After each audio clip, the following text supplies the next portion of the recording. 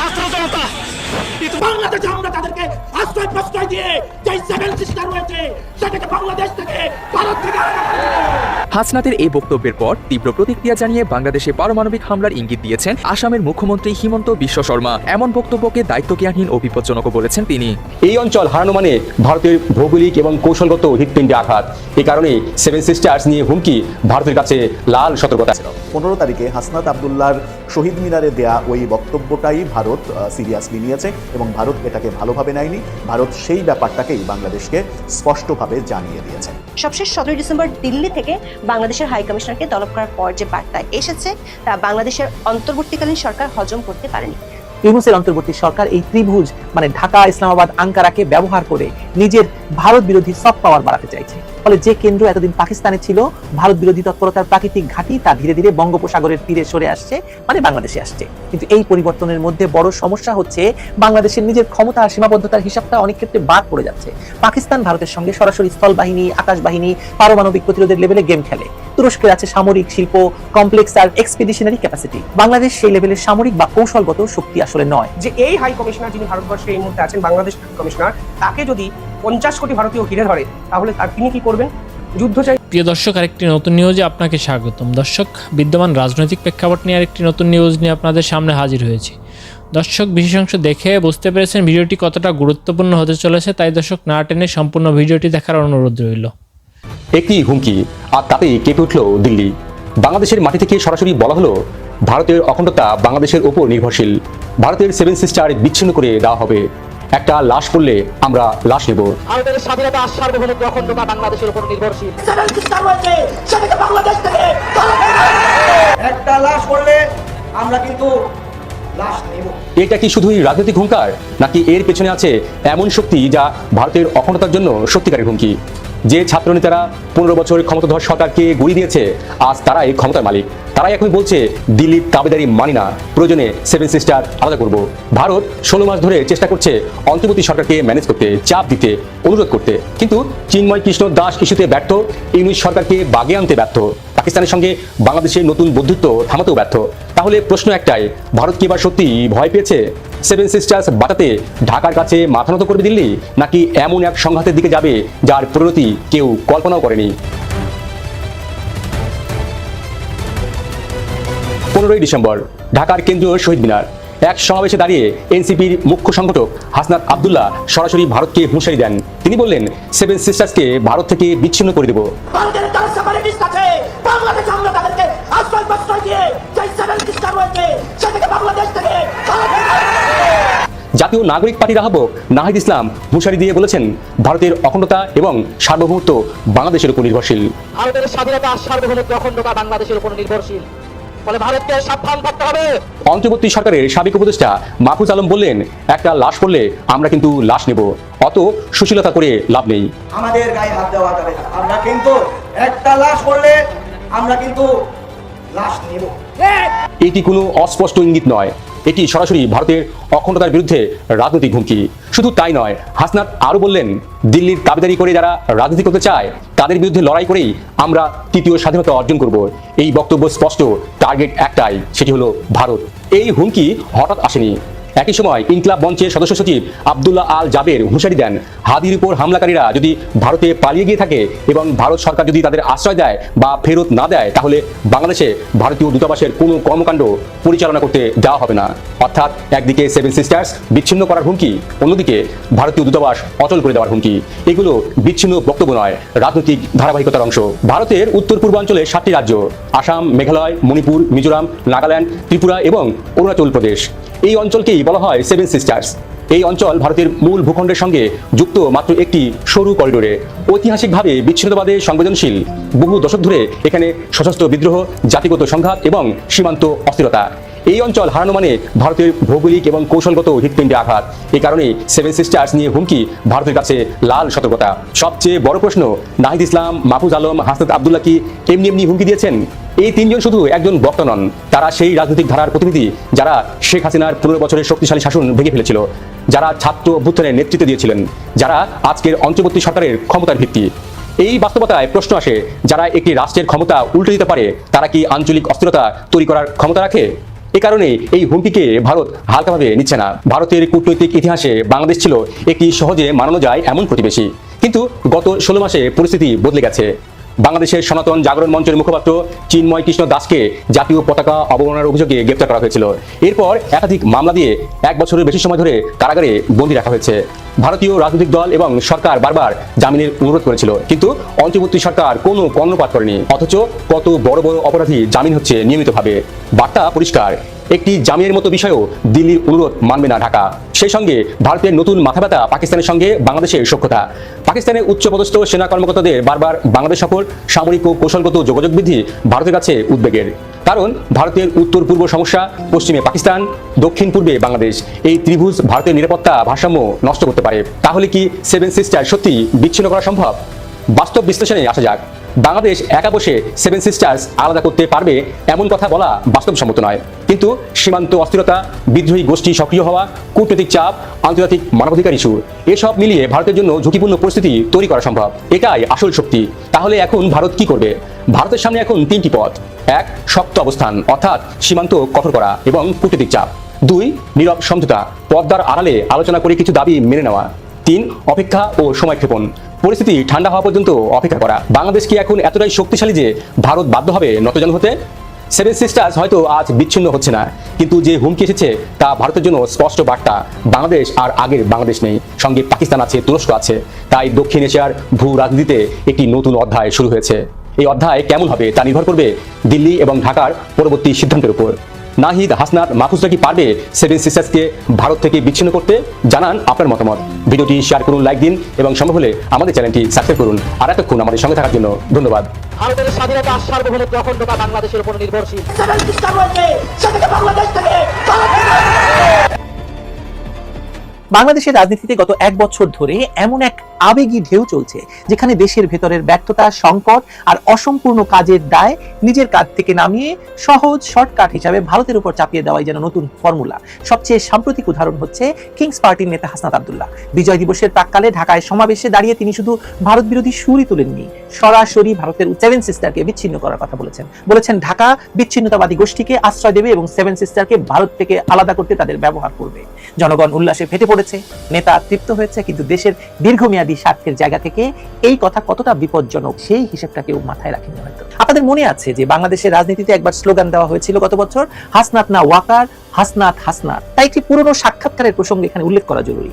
2025 সালের জানুয়ারিতে সেনাপ্রধান জেনারেল ওয়াকারুজ্জামান দৈনিক প্রথম আলোকে বিস্তৃত সাক্ষাৎকার দিয়েছিলেন। সেখানে তিনি ভারতের সঙ্গে সম্পর্ককে সরাসরি দেয়া নেয়ার সম্পর্ক বলেছেন। স্বীকার করেছেন বাংলাদেশ অনেক দিক থেকে ভারতের উপর নির্ভরশীল, আবার ভারতও বাংলাদেশ থেকে নানা সুবিধা পায়।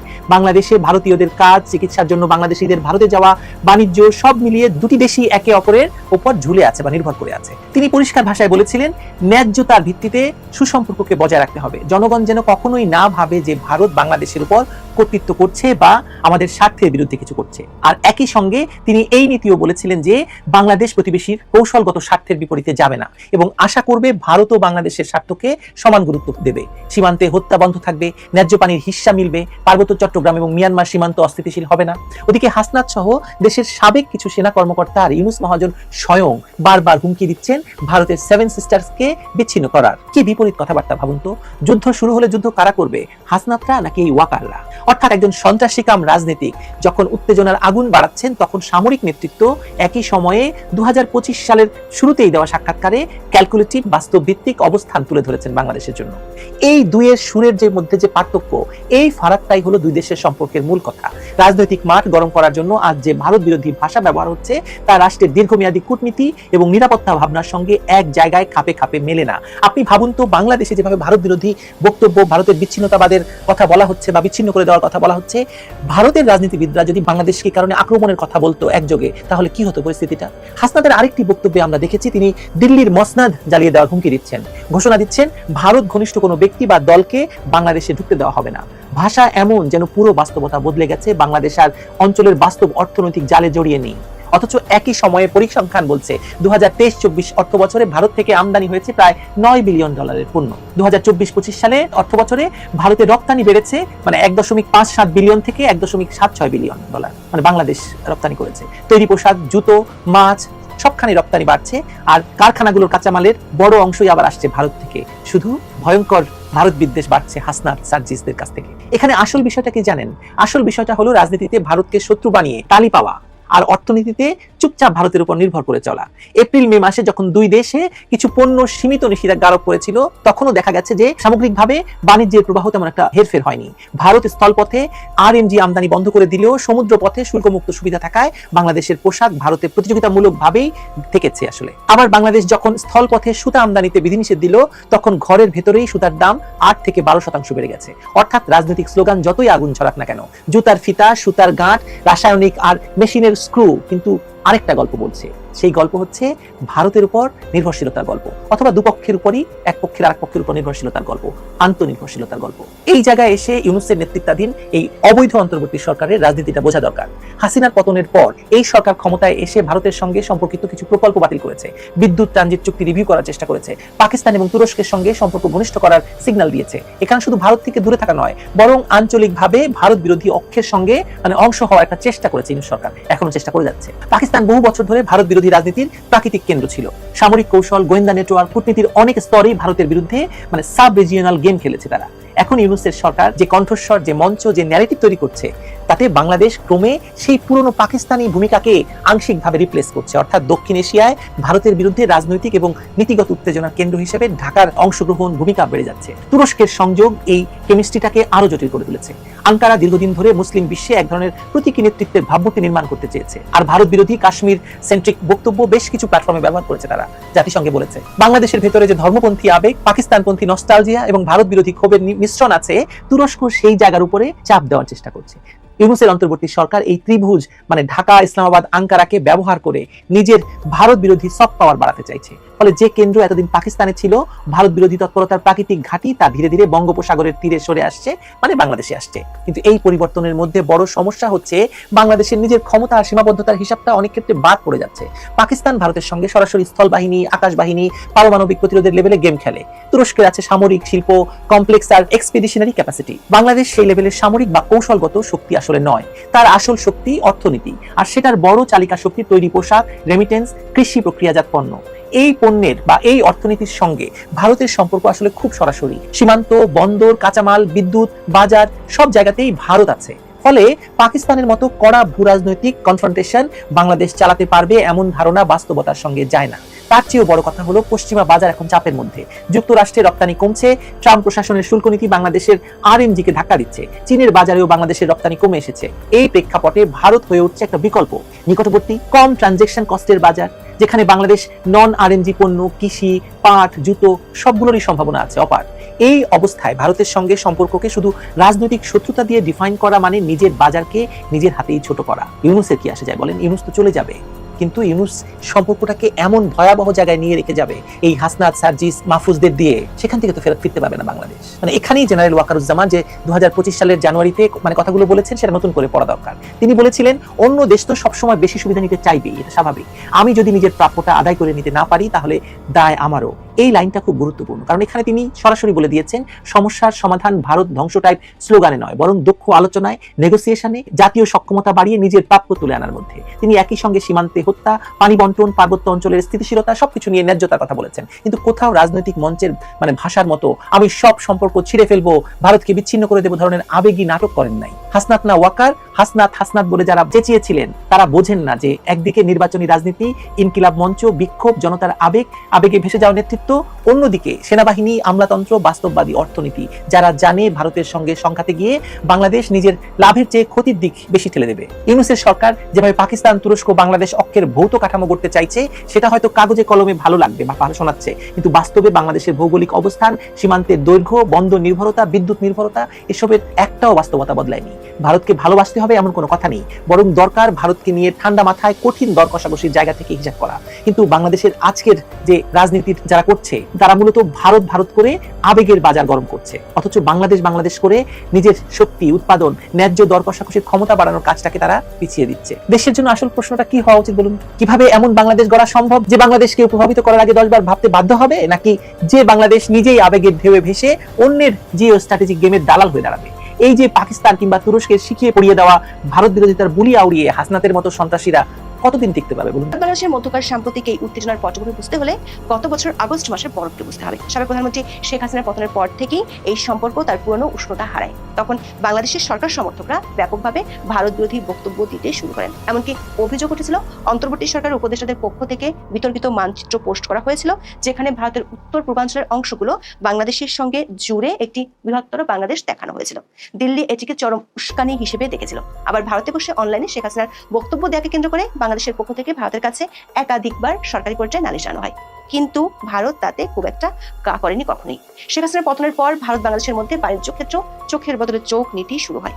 দিল্লি লজিস্টিক সমস্যার কথা বলে ট্রান্সশিপমেন্ট সুবিধা বন্ধ করে দেয়, আর ঢাকা পাল্টা হিসেবে ভারত থেকে সুতা আমদানিতে বিধিনিষেধ আরোপ করে। পরে ভারত কিছু বাংলাদেশি পণ্যের স্থল প্রবেশও নিষেধাজ্ঞা দেয়। শেখ হাসিনাকে ফেরত দেওয়ার জন্য এ নিয়ে 2 দফা বাংলাদেশের পক্ষ থেকে ভারতের কাছে আবেদন করা হয়েছে। তবে শুরু থেকেই ভারত সরকার বলে আসছিল শেখ হাসিনা দেশটিতে অতিথি হিসেবে আছে। ভারত সরকার যে শেখ হাসিনাকে ফেরত দিবে না সেটি বাংলাদেশের অন্তর্বর্তী সরকার বুঝে ফেলেছে, যে কারণে দেশটির পররাষ্ট্র উপদেষ্টা তৌহিদ হোসেন কোনো ধরনের রাগ ঢাক না রেখেই বলেছেন ভারত সরকার ফেরত না দিতে চাইলে বাংলাদেশের কিছুই করার নেই। শেখ হাসিনা ভারতে থাকা এবং ভারত থেকে তার বক্তব্য দেয়াকে ঘিরে দুই দেশের মধ্যকার উত্তেজনা সত্ত্বেও দেশ দুটির মধ্যকার অর্থনৈতিক ও বাণিজ্যিক সম্পর্ক ঠিকঠাকই ছিল। 15 ডিসেম্বর সচিবালয়ে বাংলাদেশের অর্থ উপদেষ্টা সাংবাদিকদের বলেছিলেন মূল্যস্ফীতির চাপ সামলাতে বাংলাদেশের অন্তর্বর্তী সরকার ভারত থেকে 50,000 টন চাল কেনার সিদ্ধান্ত নিয়েছে।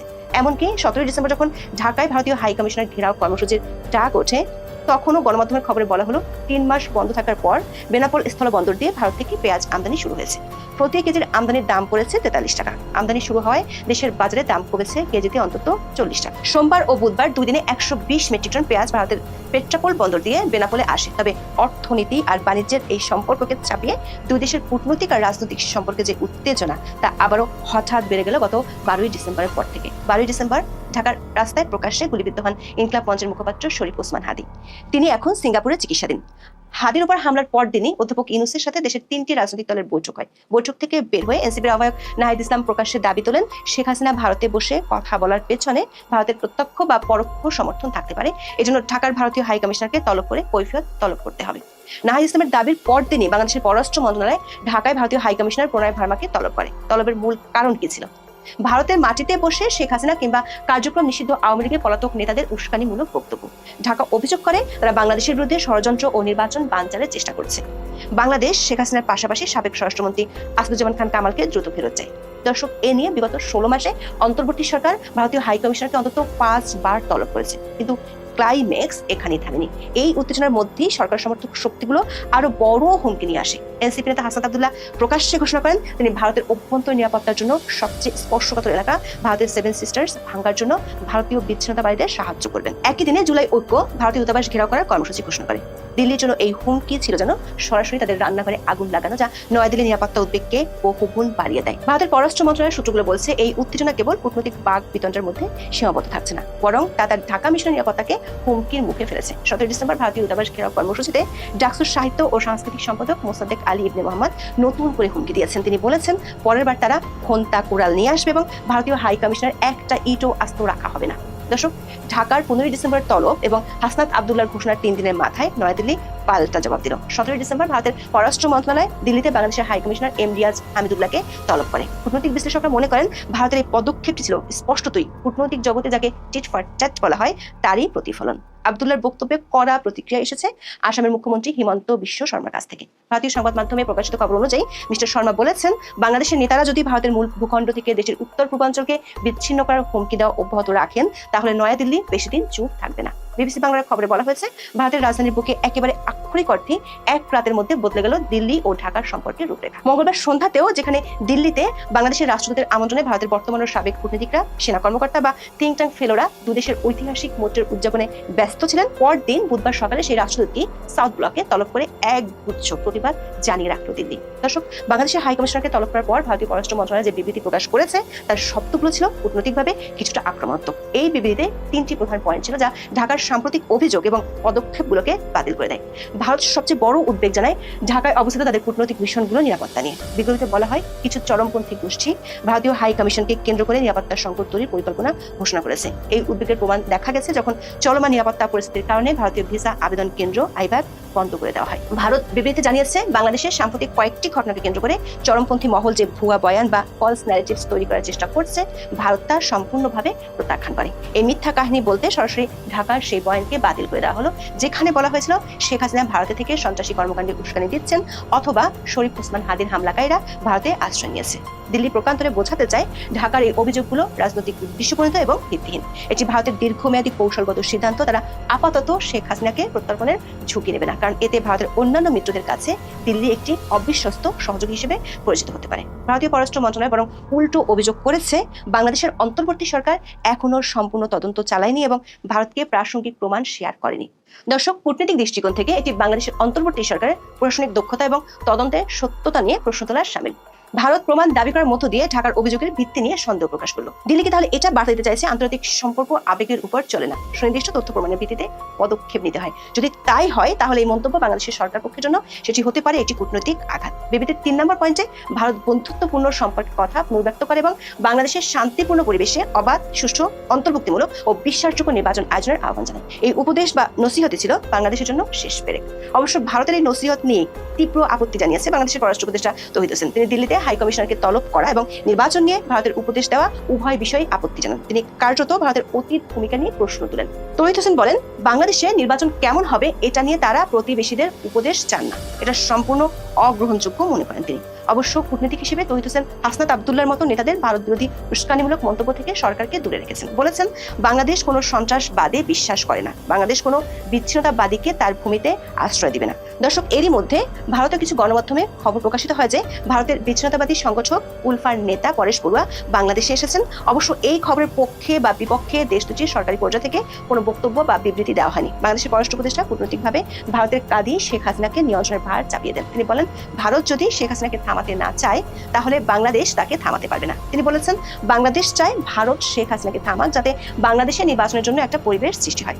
দর্শক, প্রশ্ন হলো, যেখানে বাংলাদেশ মূল্যস্ফীতি কমানোর জন্য ভারত থেকে চাল ও পেঁয়াজ আমদানি করছে, কূটনৈতিক পর্যায় থেকে স্বাভাবিক সম্পর্ক রাখার কথা বলা হচ্ছে, সেখানে বাংলাদেশের জাতীয় সংসদ নির্বাচনের আগে আগে কেন হঠাৎ করে অভ্যন্তরীণ রাজনীতির মাঠ ভারত বিরোধী প্রচারণায় গরম হয়ে উঠল? বিশ্লেষকরা মনে করেন, এর কারণ বহুমুখী এবং গভীর নির্বাচনী কৌশলের সাথে সম্পর্কিত।